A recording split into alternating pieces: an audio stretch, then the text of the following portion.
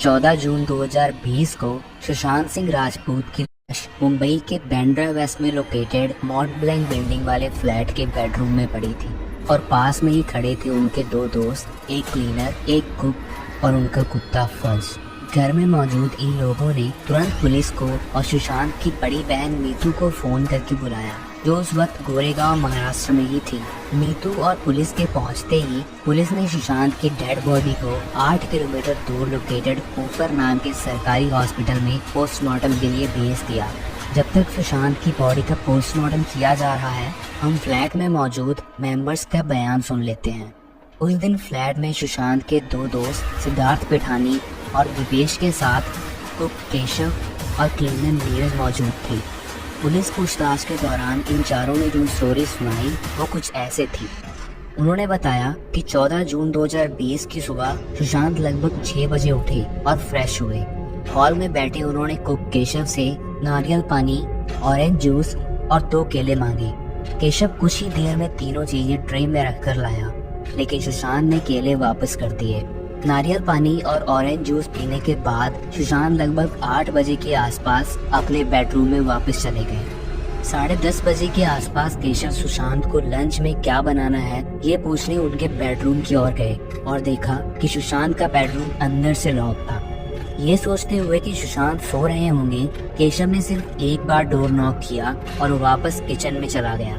लगभग 11:30 बजे सिद्धार्थ और दीपेश जब सुशांत के रूम पे गए तो उन्होंने भी रूम को लॉक पाया और कई बार जोर जोर से नॉक करने पर जब उन्हें कोई भी जवाब नहीं मिला तो उन्होंने एक चाबी बनाने वाले को बुलाया। पर यहाँ ध्यान देने वाली बात ये है कि लॉकडाउन के समय उन्हें 5 मिनट में चाबी बनाने वाला मिल कैसे गया। चाबी वाले ने लॉक देखकर बताया कि इसकी चाबी बनाने में 1 से 1.5 घंटा लग जाएगा, इसलिए उन्होंने दरवाजे का लॉक तोड़ दिया और तुरंत ही केशव चाबी वाले को छोड़ने चला गया। इधर सिद्धार्थ पिठानी ने जैसे ही गेट खोला, दीपेश और नीरज भी उसके साथ अंदर गए और उन्होंने वहां सुशांत सिंह राजपूत की बॉडी को पंखे से झूलते हुए देखा। सिद्धार्थ ने चाकू की मदद से फंदा काटा और सुशांत की बॉडी को बेड पर लिटा दिया और फिर पुलिस और सुशांत की बड़ी बहन मीतू सिंह को कॉल करके वहां बुलाया। लेकिन इनकी स्टोरी के अकॉर्डिंग अगर हम सुशांत के रूम, बॉडी और अपार्टमेंट की जांच करें तो ये केस मर्डर जैसा दिखने लग जाता है। पहली बात ये कि सुशांत के बेड और पंखे के बीच की दूरी 5 फीट 11 इंच थी और सुशांत की हाइट थी 6 फीट। सुशांत के एक आंख पर काला निशान था और उनकी कई हड्डियां भी टूटी हुई थी, जिसका खुलासा उनकी डेथ के 2 साल बाद इस इंटरव्यू से हुआ। मेरे को अलग अलग ढंग से मतलब पैर में, हाथ में, मतलब बॉडी में मार कैसा। अभी देखो, अभी मारते वक्त तो उसको कुछ कैसे मारे वो मैं बता नहीं सकता। मैं सर से बात करने गया, सर ये जरा अलग चीज दिख रहा है। साहब बोले अपन बाद में डिस्कस करेंगे, थोड़ा ऐसा इग्नोर किया। समझ में आया।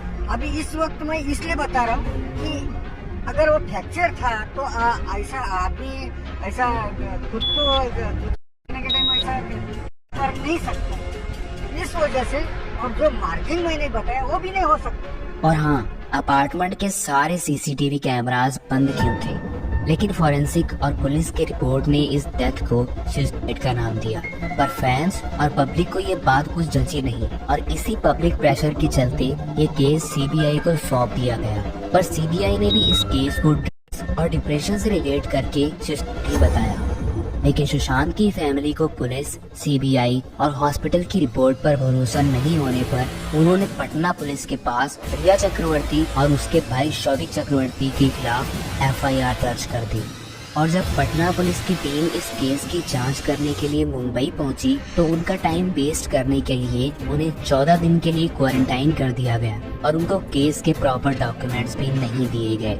यहाँ तक कि जब उन्होंने सुशांत की एक्स मैनेजर दिशा सालियान की मौत की केस फाइल मांगी तो मुंबई पुलिस और सीबीआई ने कहा कि वो उनसे गलती से डिलीट हो गई है। ये दिशा सालियान सुशांत सिंह राजपूत की टैलेंट मैनेजर थी, जिनके बॉलीवुड में काफी क्लोज कॉन्टेक्ट्स थे और वो बॉलीवुड की बड़ी बड़ी पार्टीज में भी रेगुलरली जाया करती थी, जिसकी वजह से उन्हें बॉलीवुड इंडस्ट्री के काफी डार्क सीक्रेट्स भी पता थे।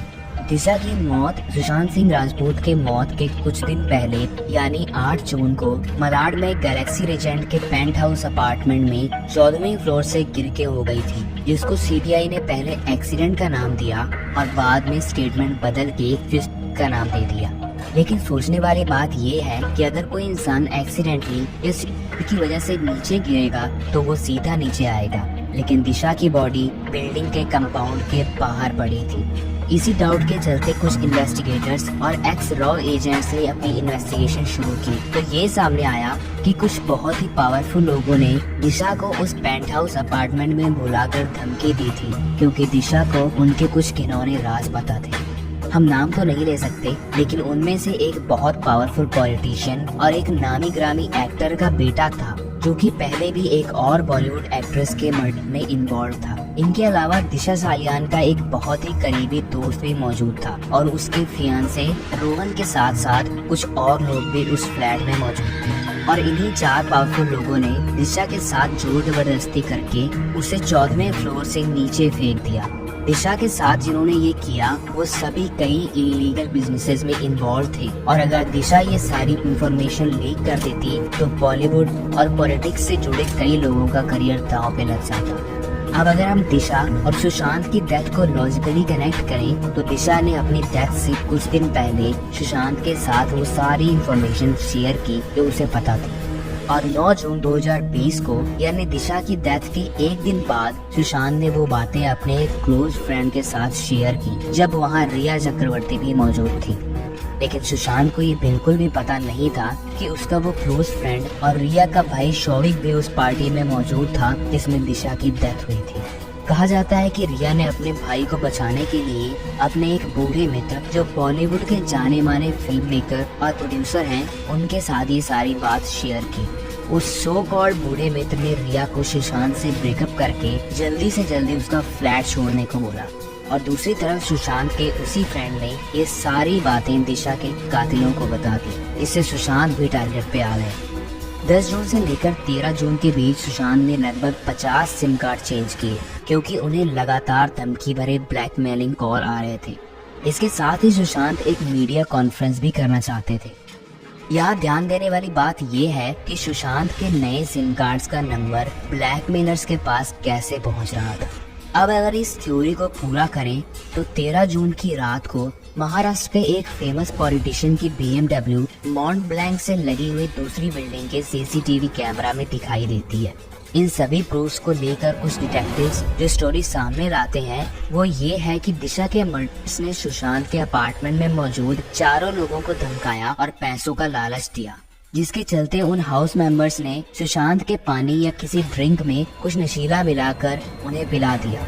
और फिर 13 जून की रात दिशा के मर्डर्स BMW से सुशांत के अपार्टमेंट में पहुंचे।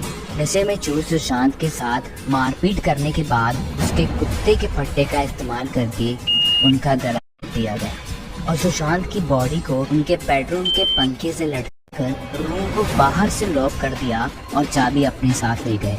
इस थ्योरी को सपोर्ट करती है वो इंटरव्यू जिसमें पता चला कि पोस्टमार्टम के वक्त सुशांत की आंख पर काला निशान था और उनकी कुछ हड्डियां भी टूटी हुई थी। मेरे को अलग अलग गन से मतलब पैर में, हाथ में, मतलब बॉडी में और कि अगर वो फ्रैक्चर था तो ऐसा आदमी ऐसा खुद को खुद करने के टाइम ऐसा कर नहीं सकता। इस वजह से, और जो मार्किंग मैंने बताया वो भी नहीं हो सकता। अभी तक जिन थ्योरीज की हमने बात की वो सारी सुशांत के सोचे समझे की ओर इशारा करती हैं, लेकिन इस केस के का एंगल कुछ ऐसे मिला कि जब सीबीआई ने रिया चक्रवर्ती को इन्वेस्टिगेट किया तब पता चला कि सुशांत सिंह राजपूत को करण जौहर के धर्मा प्रोडक्शंस और यशराज फिल्म प्रोडक्शन से बॉयकॉट कर दिया गया था, क्योंकि सुशांत ने यशराज फिल्म्स की 2-3 मूवीज रिजेक्ट करके शेखर कपूर की पानी मूवी साइन की थी। इसकी वजह से सुशांत के बॉलीवुड करियर में भी झुकाव आया था। इसी दौरान जब उनकी एक्स मैनेजर दिशा सालियान की डेथ की खबर मिली तो वो और ज्यादा शॉक्ड हो गए। इसके साथ ही सुशांत ने अपनी मां को छोटी उम्र में ही खो दिया और ना ही वो उनसे आखिरी बार मिल सके। इसकी वजह से वो कई बार डिप्रेशन में चले जाते थे। इन्हीं सब सिचुएशंस के चलते वो और ज्यादा डिप्रेशन में रहने लग गए। कहा जाता है कि सुशांत लॉकडाउन के दौरान का नशा करने लग गए थे और डिप्रेशन की वजह से उन्हें इसकी लत और भी बढ़ गई थी। फिर दिसंबर 2019 में उन्हें बाइपोलर डिसऑर्डर की शिकायत भी महसूस हुई। बाइपोलर डिसऑर्डर के दौरान इंसान कुछ हफ्तों के लिए बहुत ही ज्यादा खुश और मोटिवेटेड रहता है, जैसे वो पूरी दुनिया जीत लेगा, पर फिर कुछ हफ्तों के लिए उसे ऐसा लगता है कि उसकी लाइफ का कोई मतलब नहीं है और वो एक हारा हुआ इंसान है। इसी बाइपोलर डिसऑर्डर की वजह से सुशांत अपनी जिंदगी के आखिरी हफ्ते में इतने ज्यादा डिप्रेस्ड थे कि उन्हें अपनी एक्टिंग स्किल और टैलेंट पर शक होने लग गया था, जिसकी वजह से 14 जून 2020 को उन्होंने अपने आप को रूम में बंद किया और अपनी जान ले ली। लेकिन सोचने वाली बात ये है कि जो इंसान हर रोज डायरी लिखता हो, उसने मरने से पहले एक नोट तक क्यों नहीं लिखा। सुशांत सिंह राजपूत को इंसाफ मिलेगा या नहीं, ये तो हम में से किसी को भी नहीं पता, लेकिन AIEEE में ऑल इंडिया रैंक 7th हासिल करने और स्पेस में दिलचस्पी रखने वाला इंडिया का one of the finest actor तो हमने खो ही दिया। आपको क्या लगता है कि सुशांत सिंह राजपूत नेपोटिज्म का शिकार हुए, अंडरवर्ल्ड का, बॉलीवुड माफिया का, डर्टी पॉलिटिक्स का, या खुद के अंदर का डिप्रेशन ही मौत का कारण बना? आप बिलीव नहीं करोगे कि श्रीदेवी को इस इंसान ने मारा, और कैसे मारा ये जानने के लिए आई बटन पे क्लिक करके पूरी वीडियो देखो। और सुशांत सिंह राजपूत की ये वीडियो ज्यादा से ज्यादा लोगों तक तभी पहुंच सकती है जब आप इसे शेयर और लाइक करोगे, अदरवाइज यूट्यूब के एल्गोरिथम इसे खा जाएगी। धन्यवाद।